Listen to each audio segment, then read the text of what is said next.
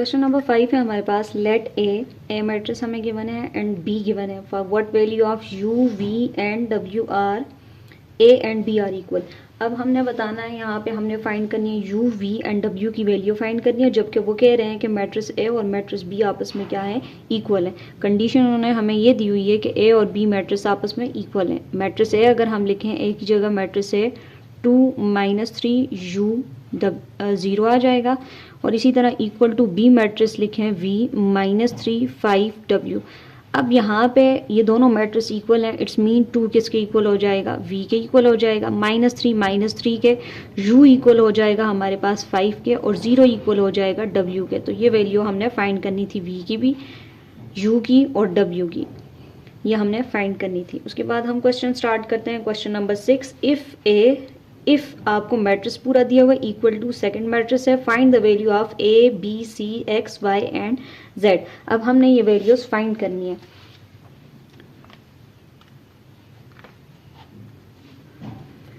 Question 6 start करते हैं। x + 3 z + 4 2y -7 -6 a -1 0 b -3 -21 0 equal to 0 6 3y -2 -6 -3 2c + 2 2b + 4 -21 0। अब हम कंपेयर करते हैं इसको। ये जो फर्स्ट एलिमेंट है ये सेकंड मैट्रिक्स के फर्स्ट एलिमेंट्स के इक्वल हो जाएगा, तो हम लिख लेंगे कि x + 3 = 0, इसको कह देंगे इक्वेशन 1। इसी तरह सेकंड अगर हम देखें यहाँ पे z + 4 = सेकंड एलिमेंट के इक्वल हो जाएगा, इक्वेशन 2।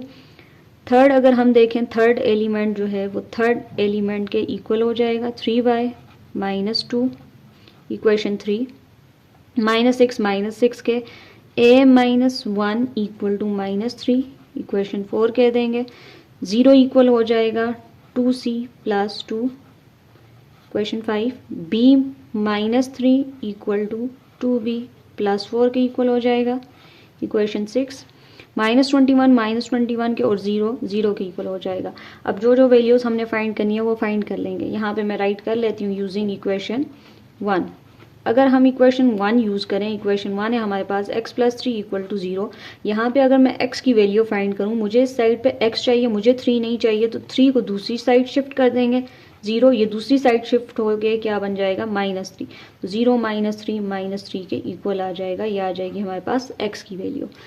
इसी तरह नेक्स्ट इक्वेशन अगर मैं यूज़ करूँ यूजिंग इक्वेशन 2, इक्वेशन 2 है हमारे पास z + 4 = 6। अब मुझे यहाँ पे z की वैल्यू चाहिए, मुझे इस साइड पे 4 नहीं चाहिए, 4 दूसरी साइड शिफ्ट करेंगे, तो ये दूसरी साइड जाके माइनस हो जाएगा, तो 6 में से 4 चले गए तो 2 आ जाएगा। तो ये z की वैल्यू फाइंड कर ली।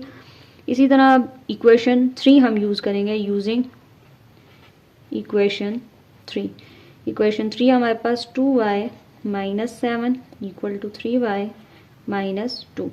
अब यहाँ पे देखें, इस साइड पे भी y है, इस साइड पे भी y है, मर्जी है आपकी, आप 2y को शिफ्ट करें या 3y को शिफ्ट करें।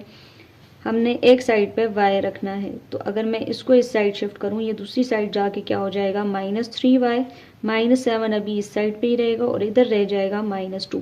अब 3 में से 2 चले गया, 1y आ जाएगा, बड़ी वैल्यू के साथ माइनस है माइनस, और -7 अपनी जगह पे इक्वल टू -2 आ जाएगा।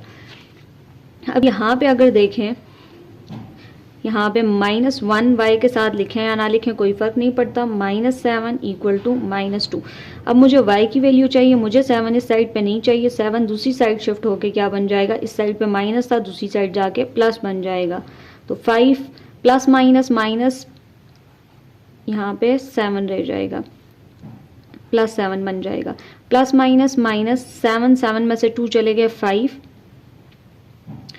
और यहाँ पे y के साथ मुझे माइनस नहीं चाहिए, तो y को अगर मैं शिफ्ट करूँ तो ये 5 के साथ चला जाएगा। इसी तरह अगर हम यूज़ करें यूजिंग इक्वेशन 4, इक्वेशन 4 हमारे पास आ जाएगी a -1 = -3। मुझे a की वैल्यू चाहिए, 1 नहीं चाहिए, 1 दूसरी साइड शिफ्ट हुआ, तो ये दूसरी साइड जाके प्लस हो जाएगा। a = ±-3, 3 में से 1 चले गए 2, बड़ी वैल्यू के साथ माइनस है तो माइनस आ जाएगा।